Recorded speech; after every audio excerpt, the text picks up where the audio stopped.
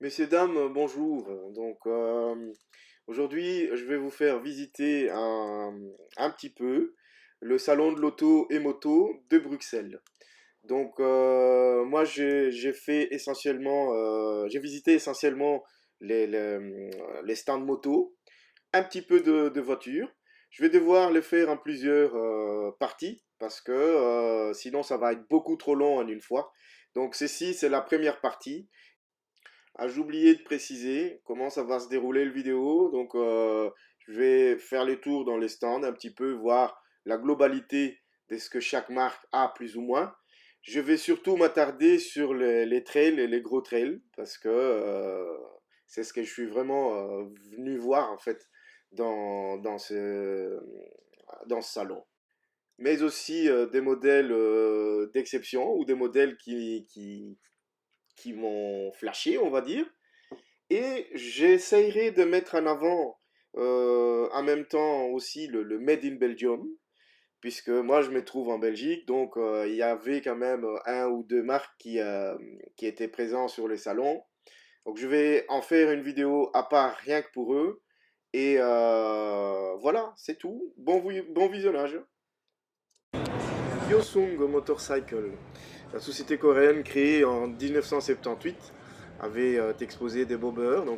Vous avez l'Aquila 125 qui est ici, mais aussi son grand frère le 300cc. Et puis juste en face, on a nos compatriotes énouillés, HRC, donc Hot Road Chopper, qui est juste en face de Hyosung. Et tout ce que je peux dire, c'est que c'est très agréable à voir. Et que je vous laisse admirer ces chefs-d'œuvre. C'est carrément délirant, quoi. On arrive maintenant chez les Italiens, le Milanais. Mechanica Verghera Agusta, donc MV Agusta. Ils ont quelques modèles exposés. Mais c'est lui qui a attiré mon regard, c'est le Gran Turismo. Pardon, excuse-moi, c'est la Turismo Veloz 800 Lusso. C'est celui-là. Qui est de 798 cm3. La selle qui culmine à 85 cm. Réservoir de 22 litres. Il fait 110 chevaux. Transmission chaîne, bien sûr. Euh, 207 kg tout plein fait. Et le tableau de bord totalement électronique.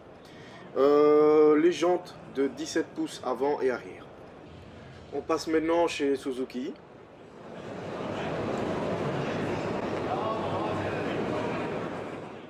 On a les GSX et tous les trucs. Donc, les vedettes sont bien sûr, ce sont les Vestrom, hein, déclinés dans pas mal de cylindrées. Donc on a les 1050 en noir et l'orange qui est à côté.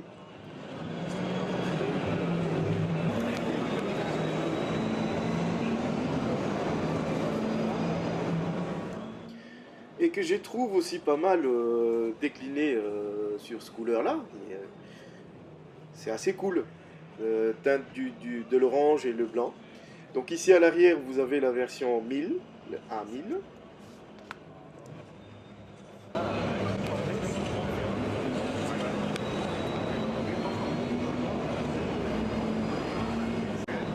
Et puis on a le 250, qui est tout bonnement le plus petit de 3 cylindrées. Donc ça commence par le 250. Et puis la gamme suivante, c'est magnifique 650X en noir avec une petite touche de doré.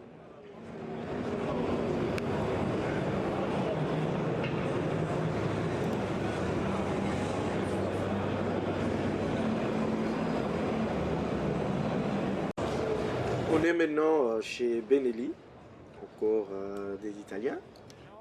Leur gamme était assez complet. Donc on a ici le TRK 502X avec son prix qui bat toute concurrence de 6 699 euros. 46,6 chevaux à 8500 tours. des jantes de 19 et de 17 à l'arrière, 20 litres d'autonomie, 223 kg tout plein fait, et il fait exactement 499,60 cm3. Donc c'est du 69 par 66,8 mm. Bien sûr, elle est adaptée pour les A2. Toujours chez Benelli, ces modèles rétro, donc l'impérial. Elle ne fait que 12 litres par contre de contenance de réservoir, 21 chevaux, 374 cm3. Elle culmine à 78 cm, 200 kg et des disques, de système de frein en ABS, des disques de 300 à l'avant et de 240 à l'arrière. On arrive maintenant chez Zontes, le constructeur chinois, qui nous présente ici la 310T Adventure. Donc c'est une moto qui fait 312 cm3, une consommation de 3 litres 2 par 100, 37 chevaux, donc bien sûr pour les A2, vitesse max 260 km/h, les jantes 17 pouces avant et à l'arrière. Il pèse par contre que 159 kg et la selle culmine à 795, donc 95 mm.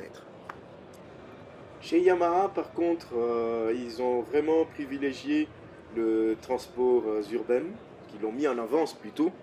On le voit ici à l'image de ces scooters. Donc on a la nouvelle T-Max qui est ici devant, la X-Max 400 qui est à l'arrière, donc tous les deux sont pour les A2 bien sûr. Et les restes sont légèrement en rétrait. Et on remarque tout de suite que la nouvelle T-Max et la nouvelle maître des lieux, incontestée, puisque non seulement ils l'ont mis bien en avant, mais ça attire les foules et ça se voit que le design plaît vraiment aux gens. Un peu en retrait, c'est celle qui a fait chavirer mon cœur, qui m'a amené dans ce salon, à XTZ-A 1200 Raid Edition, donc pour les aventuriers. Ils ont exposé deux modèles. Donc vous avez ici la 1200, la Super Ténéré. Et puis devant lui, il y a son petit frère. Je parle bien sûr du Ténéré 700, qui est tout simplement magnifique. Par contre, niveau équipement et les tableaux de bord, ça change pas. C'est le même format. Que ce soit pour les 600, les 700 pardon, ou sur le 1200, ça reste le même.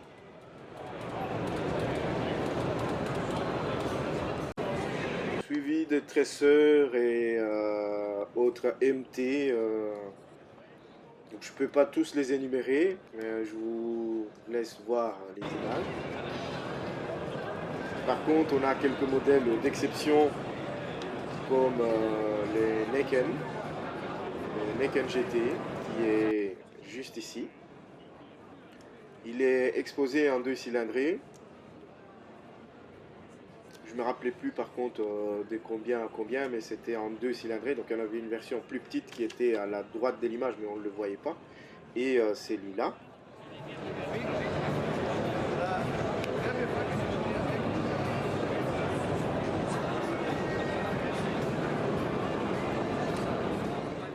Et que j'ai aussi croisé une autre légende, une édition limitée, donc la FJR 1300 AE, qui est une moto de légende, hein, a été utilisée par les forces de l'ordre, pas mal de passionnés. Puis maintenant, il y a cette version ultime, avec cette touche dorée, c'est tout simplement magnifique. On va quitter Yamaha avec cette comeback du passé. Donc ici, on a la XV 950R, donc, ou le Yamaha Bolt pour les intimes. Donc toujours 12 litres de contenance, bicylindre en V incliné à 60 degrés. C'est ici que s'achève cette première partie. Je vous remercie déjà d'avance d'avoir regardé ces petits films. Donc la suite suivra euh, très très bientôt. Donc voilà, un tout grand merci et à bientôt.